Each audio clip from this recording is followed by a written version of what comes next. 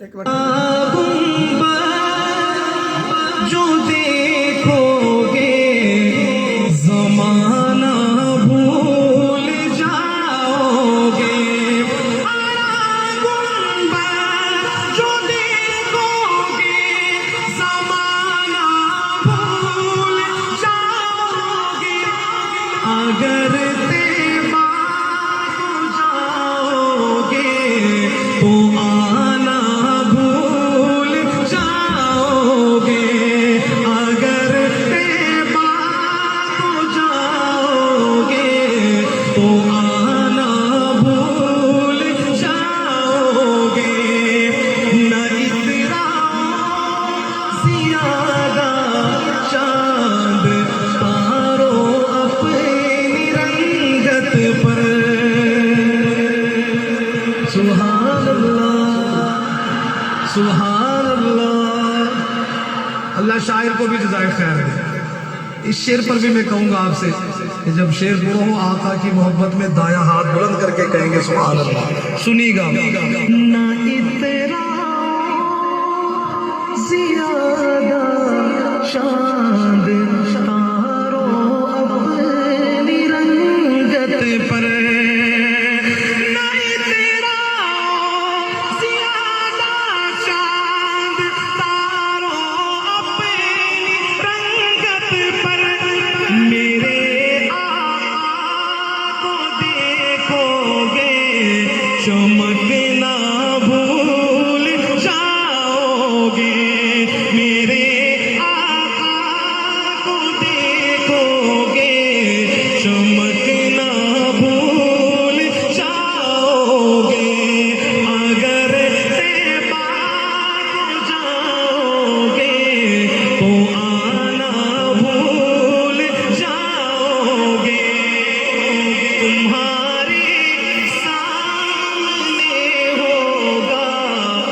کبھی جو گنبد خضرا، سبحان اللہ، ذرا محبت سے کہیں سبحان اللہ۔ بندہ جب پہلی مرتبہ عمرے پہ یا حج پہ جاتا ہے، جب مدینہ منورہ پہنچنے لگتا ہے قریب، تو سب سے پہلے مسجد نبوی کے مینار نظر آتے ہیں، تو وہ اشعار ہیں ایک بڑے، آپ نے بھی سب نے وہ سنے ہوں گے، میں بچپن سے سنتا آ رہا ہوں کہ جب مسجد نبوی کے مینار نظر آئے، اللہ کی رحمت کے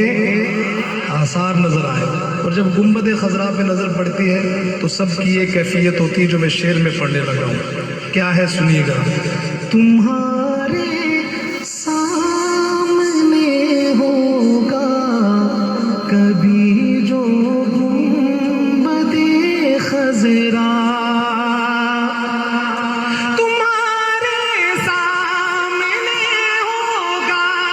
کبھی جو گنبد خضرا،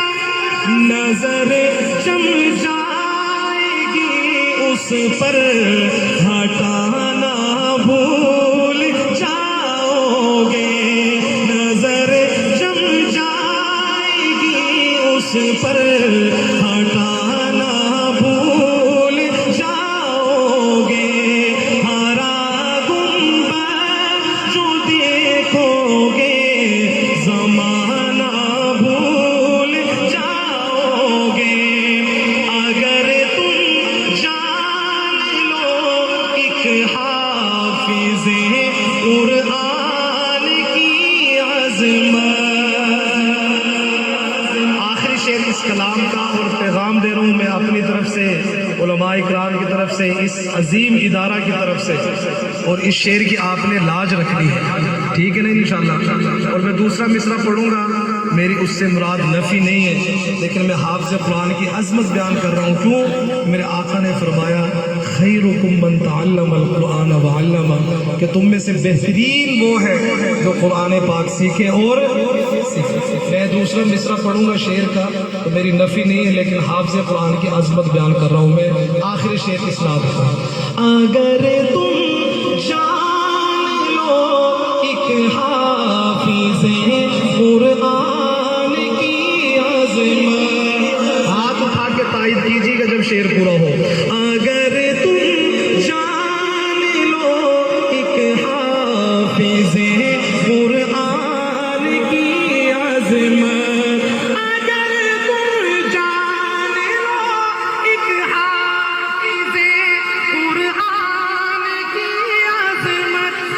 تو اپنے بچوں کو انگلش